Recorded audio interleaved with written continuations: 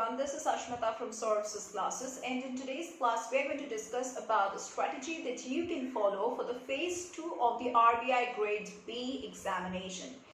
Phase 2 demands a totally different strategy from Phase 1. Although the success ratio is quite high in comparison to Phase 1, but here you are competing with the best minds of the country.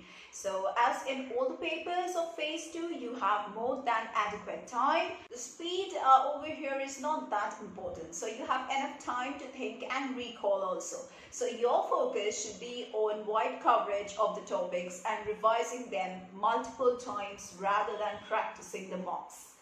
So here I'm going to tell you certain details and also certain strategies on how you can crack the Phase 2 of this examination. So let's get started.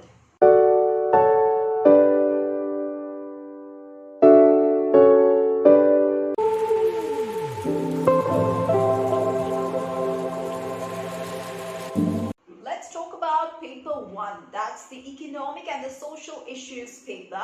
Now the pattern for this paper in 2016 was around 30 questions of 1 mark each and 35 questions of 2 marks each. Now you should aim to score around 70 in this paper. First of all, you need to go through the sample paper which is given by RBI to get an idea of what kind of questions will be asked in the examination. Of course, sample questions you can check. From that, you will get an idea as to how deep you need to go into the topics while preparing. Now, this paper can be divided into 2 parts. One is the static part and the second is the dynamic part. Talking about the static part, this is actually conceptual, which includes basic knowledge of the different concepts of macroeconomics like national income, then repo rate, then bank rate, then fiscal deficit, then revenue deficit. You have budget, you have inflation, you have banking sector in India, and so many other related stuff. Now, the other part of this paper is the dynamic paper, which I just talked about. That is, it's the factual part, which is based on current affairs. It's current affairs based, and this comprised of the majority of questions in the 2016 paper. How can you prepare for the static part? Now, the preparation will depend on your background. Like if you are a category 1 candidate, that is either you have academic background in finance or economics, or you are a civil services aspirant, this part won't be much of a problem for you. So just revise your old notes or economics books which you have already studied a couple of times, and that will do. And if you are in category 2, that is, I would tell you that category 2 is like you are new to economics. You should start by reading economics NCERT textbooks of class 10, 11 and 12 just to get an idea of the basic concepts of macroeconomics. Now for detailed reading, you can refer to Indian Economy by Ramesh Singh or by Uma Kapila. Okay. Another option that you can follow is the notes that we provide at Sources Classes. You can go over to the website www.sourcesclasses, or you can contact us in the phone number which is provided in the description box below, and we will send you the study materials. You can also buy our study materials from Amazon and Flipkart also. Yeah, so coming back to the strategic discussion, you can also refer to the FAQ section of the RBI website. That's the rbi.org.in, and that website covers various topics such as banking, currency, foreign exchange, government securities market, and so many other topics are there. Now for social issues, the questions asked are of a very generic nature and you need not go through any book for that. Just Google search the various topics mentioned in the syllabus and read any relevant documents. Apart from this, you can also go through a summary of socio-economic and caste census of 2011. Now, how can you prepare for the dynamic part? Now, make sure you go through all the social sector schemes, the welfare programs, the current affairs which are related to economics of at least the last 6 months thoroughly. Apart from this, you need to go through the budget and economic survey, all the current affairs, of course, of the of India as well as the world current affairs. And after you're done with this, you can do some selective topic-wise study from IGNU the BA Economic booklets, if you get it, if you can get hold of it. You can also go through RBI's annual report very selectively if only time persists. Now, there's a very big note for you all, that is, please ensure that you pay enough attention to the minute details and facts, as the questions asked are sometimes very factual in nature. Now, let us talk about paper 2. That's the English paper over here in phase 2. This paper can be the deciding factor in your selection if you choose to act complacent and do not prepare for this exam. Now, the range of marks awarded in English, if I talk about the 2016 paper, it was from 55 to 82, and that is huge. Since you will be in a position to answer all the questions in this paper, your target should be to maximize your marks in English, and the key to that will be practicing. You should aim to score around at least minimum of 65 to 70 in this paper. You need to keep in mind 3 important points while attempting this paper. Ensure the correct usage of grammar, spelling and punctuation. Stick to the word limit, okay, which is mentioned and in your paper. Use simple English. Avoid using difficult and fancy words. Now, talking about this paper in a little bit detailed way, this paper has 3 questions. One based on essay. When I'm talking about the 2016 paper, it was kind of a small essay of 200 words. Now, since the word limit is less, like at that time when it was less, you need not worry about the matter if you're a regular reader of any standard newspaper. And if not, start reading the newspaper from today itself. Your focus should be editorial page and social issues and economics related news. Just make sharp notes of important facts and figures, as mentioning some of the relevant facts in your essay can fetch you relatively more marks. Regarding the structure of the essay, you can divide the essay into 4 to 5 paragraphs. You can talk about the introduction in the topic. You can talk about the economic impacts of that topic, like the issue that was mentioned in the topic. You can talk about the social impacts. Then you can talk about the conclusion, like what can be done and how and what steps can be taken to tackle the problem, like that. Secondly, this paper has a précis writing. You can go through some sample précis writings and then you can practice a few questions before the examination.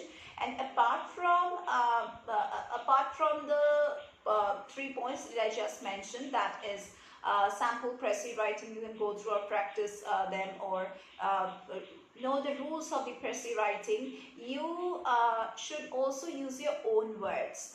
That's very important. You should be giving a suitable title. You should be using your own words. And let me tell you, your précis should be around like 1/3 of the entire topic. Okay, not changing the tone of the passage. You should not change the tone of the passage. But remember that the key to scoring good marks will be practice. Next part is the comprehension section. Again, ensure that you follow the 3 points which I just told you regarding practice and checking the old question papers, checking the rules and all. Now, some of the questions demand giving your own suggestions, and here you have a chance to get an edge over others. Like mostly the nature of the suggestions asked would be of economic nature, so make sure your knowledge of current issues is updated. There's a little warning for you, that is, please keep in mind that in case of English paper, you need to type on the keyboard, and for those who type slowly, do not take the time limit for granted. Like even those who can type fast, remember that the keyboard will be of the old type that comes with the desktop, and you might have to press the keys really hard, unlike the laptop keyboards nowadays. Which will again increase the number of errors you make and number of times you need to press backspace.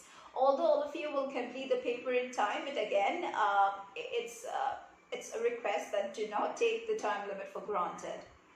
Next you have the finance paper, which is the paper 3 over here. Now this is the most difficult paper because of its technical nature.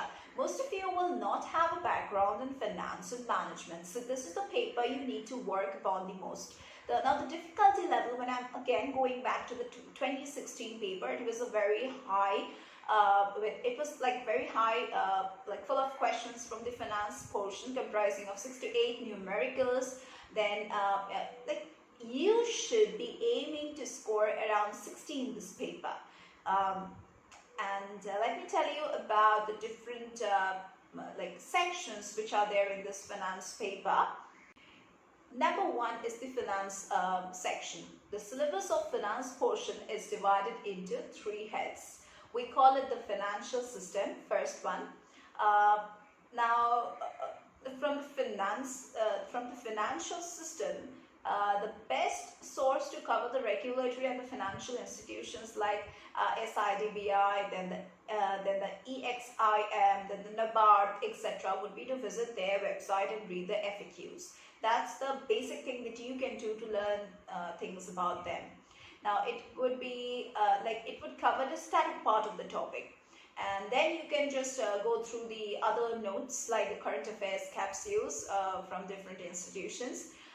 And yeah, you can also Google and find relevant and updated portions on this financial systems. Then you have the general topics, like many of these topics like inflation, banking sector, budget, etc. overlap with the economics paper. For specific topics like derivatives, corporate governance, then you have the PPP, then you have portfolio investment. Again, you need to rely on topic specific, which is up-to-date documents from the internet. Now, regarding numericals in the finance paper with no background in finance, this is the most difficult part. For those who simply don't have any background in finance, the numericals are mostly based on topics like bond pricing, then you have YTM, then you have P&L statements, then you have cash flow statements, then you have accounting ratios. But remember that once you have mastered the concepts, these will be the sure shot marks you cannot just afford to lose. So practice a lot of numericals before the exam. And the resources you can refer to, like for the numericals, I would suggest you some of them. Like, of course, number 1 would be YouTube videos on numericals. You can also go for the financial management by like Prasanna Chandra. You can go for that book. You can also go for a book named as Corporate Finance by Ross Westerfield Jaff. Then you can go for the accounting ratios book from the NCERT. That's the 12th accounts book. You can also go to Investopedia for the other concepts. Yeah, so that's it. Another note for the students is that a couple of questions asked in finance part were from the curriculars of the RBI also previously. So you can just update yourself regularly about these from the RBI's website. Now, talking about the management portion, you have 25 to 30 questions in the paper, which are asked from the management section. You will have to learn about a lot of thinkers and their theories for this topic.